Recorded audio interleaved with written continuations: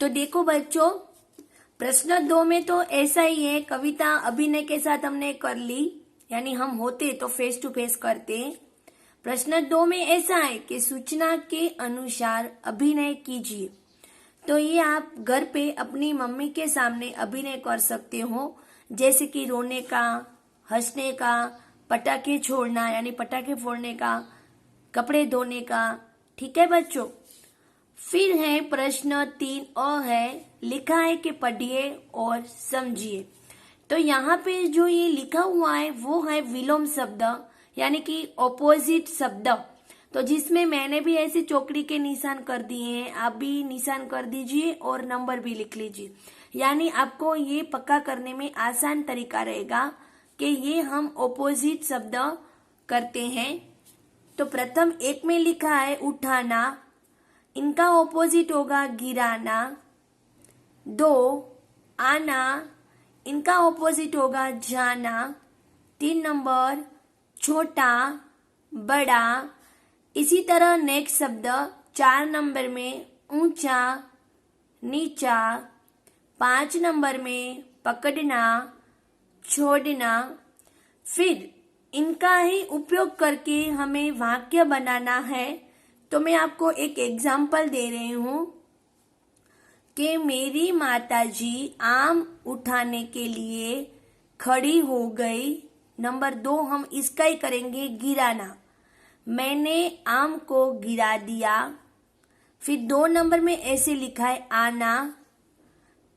इसी तरह आपको जाना, इनका वाक्य बनाना है कि मैं बाजार आने के लिए तैयार हूँ, मैं आज बाजार नहीं जाना चाहती हूँ।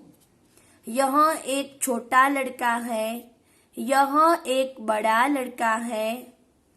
फिर चौथे में ऐसे वाक्य बना सकते हो, मैं बहुत ऊंचा हूँ, तुम बहुत नीचे हो।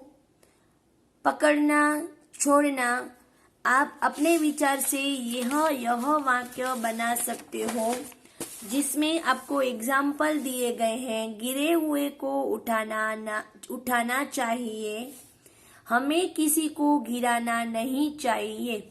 इसी तरह जो मैंने अभी आपको ऑपोजिट समझाए उनके वाक्य बनाने हैं। स्टूडेंट, अब प्रश्न 4 में ऐसे हैं, चित्र के आधार पर कहानी कहिए।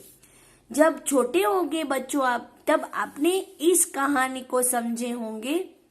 तो यहाँ पे चित्र आपको दिखाई दे रहा है। प्रथम बॉक्स में कौन सा चित्र दिखाई दे रहा है? ये है सिंह। सिंह कौन है? जंगल का राजा। जंगल का राजा कौन होता है? सिंह। जो आप इंग्लिश में पढ़ते हो ना, किंग। जंगल फॉरेस्ट का राजा कौन होता है? Kings lion. तो आपको चित्र दिखाई दे रहा है, बहुत सारे प्राणी सिंह के पास खड़े हैं और सिंह को बहुत भूख लगती है। इसमें ऐसा कहा जाता है चित्र में कि सिंह को भूख लगी है, इसलिए वो सभी प्राणी को ऐसे बोल रहा है कि रोज मुझे एक एक खुराक मिल जाना चाहिए। नंबर 2 में ऐसा है कि जब सब प्राणियों की बारी आ गई, तब खरगोश की बारी आई। तो खरगोश बहुत चालाक था, तो उसने सोचा मैं क्या करूं तो मेरी जान बचा लूं और सारे जंगल के प्राणी की भी जान बचा सकूंगा। तो उसने दिमाग लड़ाया और उसने ऐसे बड़े प्राणी को बोला कि सिंह, आप राजा जी आप चलिए, मैं आपको आपके जैसा शेर बताता हूँ। तो नंबर 3 में ऐसा कहा जाता है, एक बड़ा सा कुआं है, उसमें पानी था। खरगोश ने शेर को बोला कि देखिए राजा जी, आपके जैसा ही शेर इस कुएं के अंदर है। चौथे चित्र में हम ऐसा अनुमान लगा सकते हैं कि कुएं है, कुएं के पास शेर ऐसे पकड़ के चिपक कर देख रहा है पानी में कि मेरे जैसा दूसरा शेर कौन है। तो आपको भी पता होगा बच्चों, पानी में हम देखते हैं तो हमें अपनी खुद की परछाई दिखाई देती है, लेकिन तभी शेर आवेश में आकर वही देखा कि उसको भी दूसरा शेर दिखने में लगा। जैसे ही उसने नीचे देखा, उस खरगोश ने उसको पीछे से धक्का दे दिया और सिंह कुएं के अंदर गिर गया। और इसी तरह उन सब प्राणियों की जान खरगोश ने बचाई। तो खरगोश बहुत दिमाग लड़ा के सब प्राणियों की जान बचाई। तो इसी तरह आप कहानी अपनी मम्मी के सामने करोगे, ठीक है बच्चों। फिर है आपकी एक्सरसाइज प्रश्न 1 है, मैं अभी आपको इतने तक ही करवाऊंगी। आपकी टेक्स्ट बुक में हाथी का चित्र दिया गया है, अपने रंग की पसंदगी करके इसमें रंग भरिए, लेकिन ये अवश्य याद रखिए कि हाथी 2 रंग के आपने देखे होंगे, एक तो है काला और दूसरा ब्राउन जैसा होता है।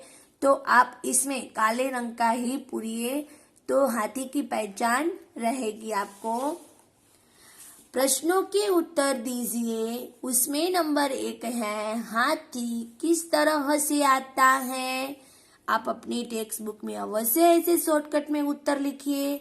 आपको जब भी आप इस वीडियो में नहीं रहोगे ऑनलाइन, तो आपको ये प्रश्न के उत्तर अवश्य आसान रहेंगे। धमक धमक। 2, नहाने के लिए हाथी शून्य में क्या भरता है, पानी।